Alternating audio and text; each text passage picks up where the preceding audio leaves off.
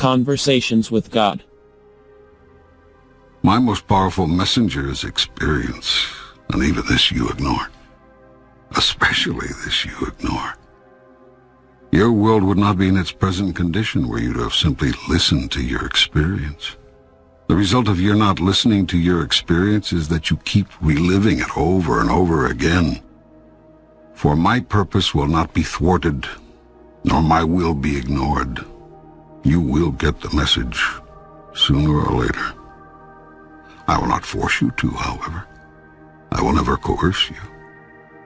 For I have given you a free will, the power to do as you choose. And I will never take that away from you, ever. And so I will continue sending you the same messages over and over again, throughout the millennia, to whatever corner of the universe you occupy. Endlessly will I send you my messages, until you have received them and held them close, calling them your own.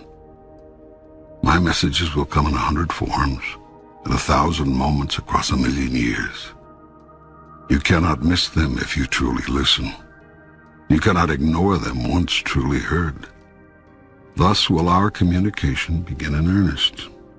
For in the past, you have only talked to me, praying to me, interceding with me, beseeching me. Yet now can I talk back to you, even as I'm doing here.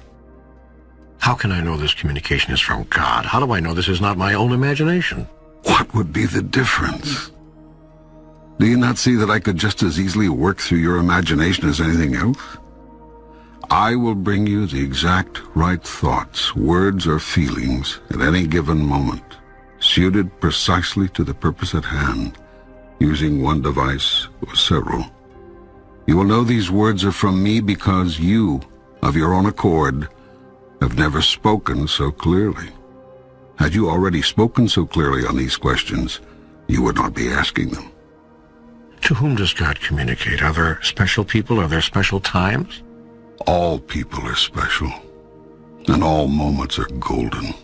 There's no person and there's no time one more special than another. Many people choose to believe that God communicates in special ways and only with special people. This removes the mass of the people from responsibility for hearing my message, much less receiving it, which is another matter, and allows them to take someone else's word for everything. You don't have to listen to me, for you've already decided that others have heard from me on every subject, and you have them to listen to. By listening to what other people think they heard me say, you don't have to think at all. This is the biggest reason for most people turning from my messages on a personal level. If you acknowledge that you are receiving my messages directly, then you are responsible for interpreting them. It is far safer and much easier to accept the interpretation of others, even others who have lived 2,000 years ago, than seek to interpret the message you may very well be receiving in this moment now. Yet I invite you to a new form of communication with God, a two-way communication. In truth, it is you who have invited me, for I have come to you in this form, right now, in answer to your call. Why do some people, take Christ for example, seem to hear more of your communication than others? Because some people are willing to actually listen. They're willing to hear. They're willing to remain open to the communication even when it seems scary or crazy or downright wrong. We should listen to God even when what's being said seems wrong? Especially when it seems wrong. If you think you are right about everything, who needs to talk with God? Go ahead and act on all that you know. But notice that you've all been doing that since time began. And look at what shape the world is in. Clearly, you've missed something. Obviously, there's something you don't understand.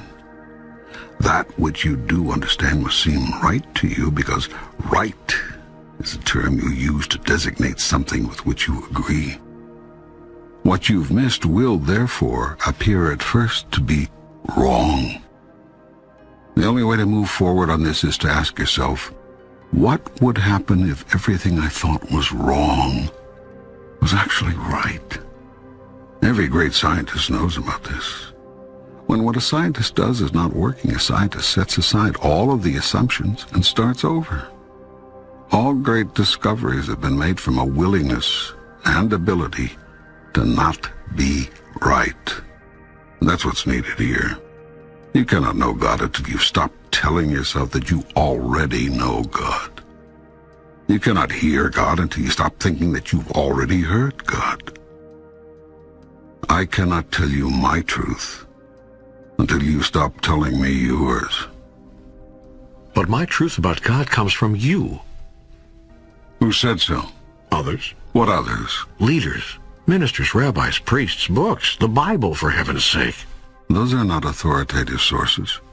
They aren't. No. Then what is? Listen to your feelings. Listen to your highest thoughts. Listen to your experience. Whenever any of these differ from what you've been told by your teachers or read in your books, forget the words. Words are the least reliable purveyor of truth.